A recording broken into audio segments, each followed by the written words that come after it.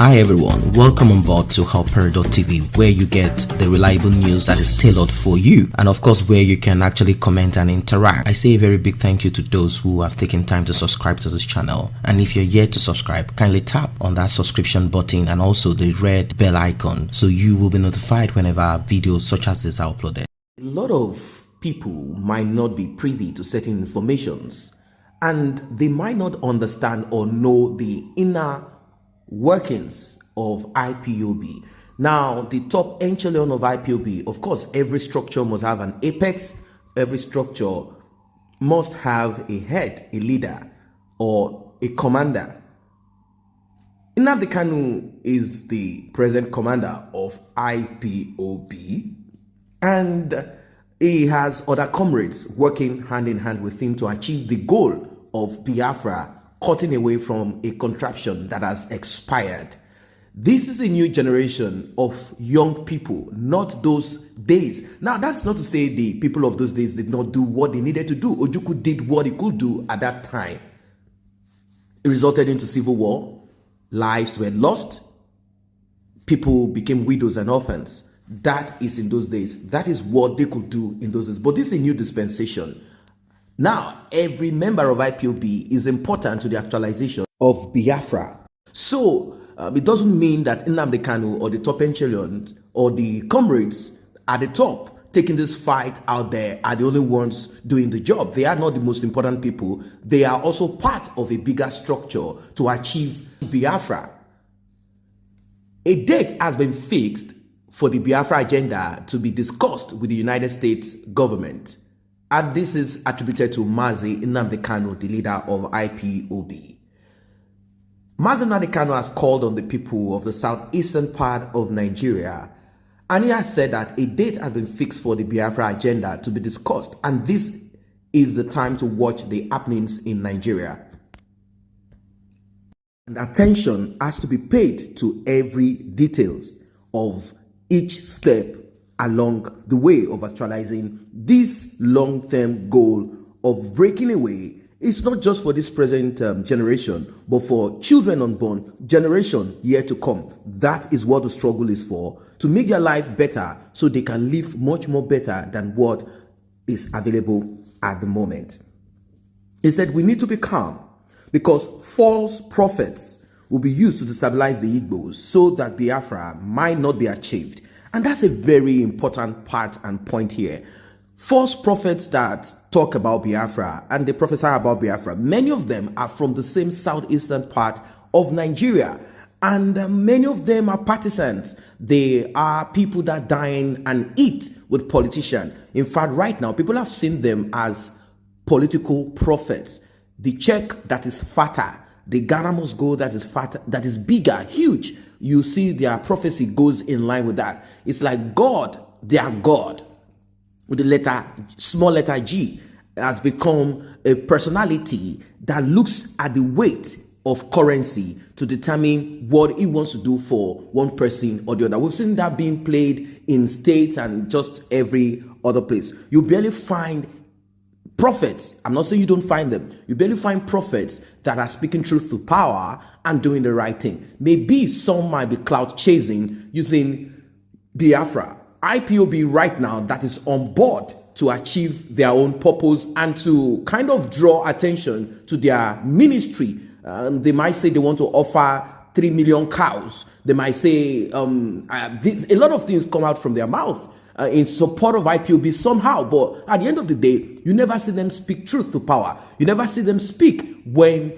the Hausa Fulani Caliphate, Hausa Fulani military terrorists go to invade and kill innocent Biafrans and IPOB members. You never see them speak. But when they see opportunities or certain things, they speak like they are together with the same ideology, with the same progressive movement, IPOB. So this is a warning by the leader of IPOB saying false prophets will definitely rise. They will rise from different corners, different cranes with different takia, like they say in the north, different tricks, so as to destabilize the Igbos.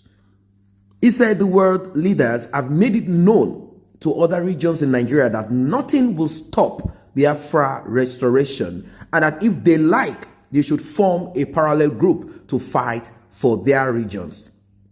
The Southwest formed Amotekun because of the insecurity in the Southwest, while the Northerners youth formed Shege Kafasa. Later, the Southwest has been agitating for Oduduwa as a country.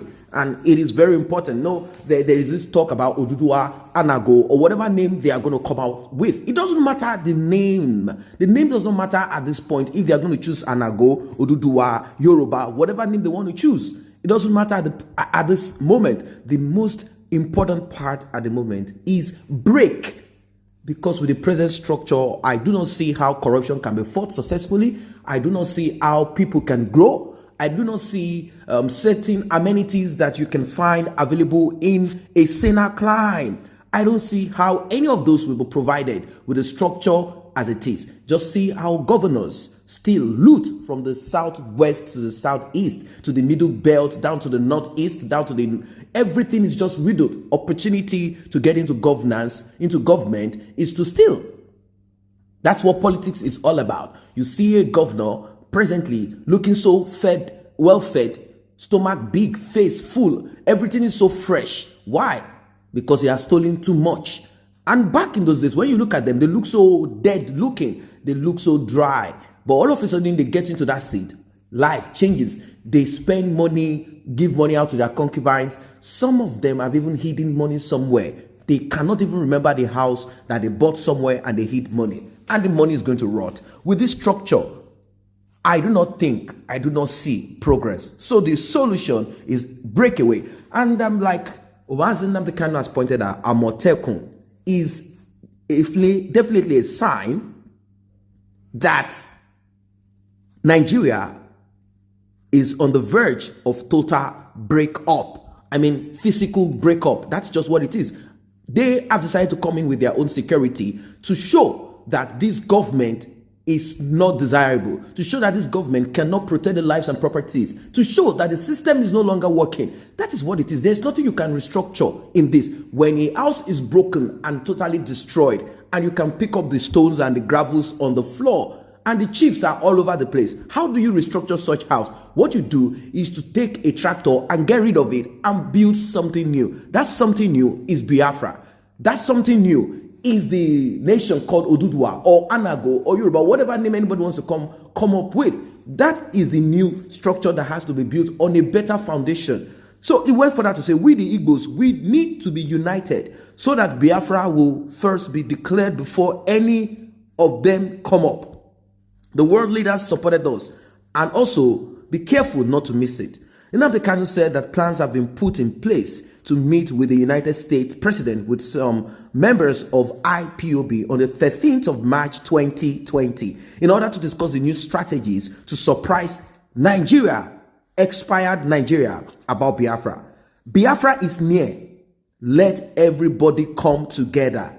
Biafra is near. Do not think that this other part of South, the Southwest, are not into their own purpose and action. You might not see them speak. You might not see them make too much noise. You see how they came up with Amotekun, and they dare any other person. In fact, the Hausa people are shitting in their pants, running helter-skelter. How then? And they did not send Operation Python or Operation whatever down there to attack the members of Amotekun. No, they cannot, because they know that the heartbeat of Nigeria is the Yoruba people. Once they decide, they decide. And that is why I have always wanted that the South come together, unify, and break away. Then they decide. Oh, Biafra wants to stay, Biafra stays. Whatever wants to be, at least we'll be out of this contraption. We'll be out of this system that is decay, cancerous. We'll be out of it. That is just what it is. I do not see any progress with the way the structure is at the moment. So people might not know what is really happening out there. Like I said, you might not be privy to certain information, but one of the information is this. Nnamdi Kanu said plans have been put in place to meet with the United States President, and that is no other president than President Donald Trump on the 13th March 2020 to discuss. Some might say, oh, is that so? What do you think? Do you know that President Donald Trump met with the mother of Leah Sharibu, the lady, the young girl that was kidnapped by the same Hausa Fulani sponsored terrorist? And now we heard that the young lady is pregnant for one of the commanders. They definitely raped her. So if Donald Trump could meet with the mom. The pictures are there, the videos are there. If you want to see, go check it out. If that is possible, how then do you think that Donald Trump, the United States of America, will not meet with Nnamdi Kanu to discuss productivity, to discuss progress? Definitely, if you don't know, now you know. So that is what it is. A lot of different opinions there. A lot of opinions are there. If you are a Yoruba man, if you are an Ago, if you are Oduduwa, wherever you are, the truth will always be the truth, no matter what it is. If you are an Igbo man, if you say you are from Cross River, you are from Bayelsa, you are from Calabar, any region that you might come from, the truth will always be the truth. The truth will always stay and will stay no matter what it is. So that is what it is at the moment. If you are not a member of this channel, we can grow together by you simply tapping on the subscription button and the red notification icon bell below. It will alert you whenever videos are uploaded. Thanks for stopping by.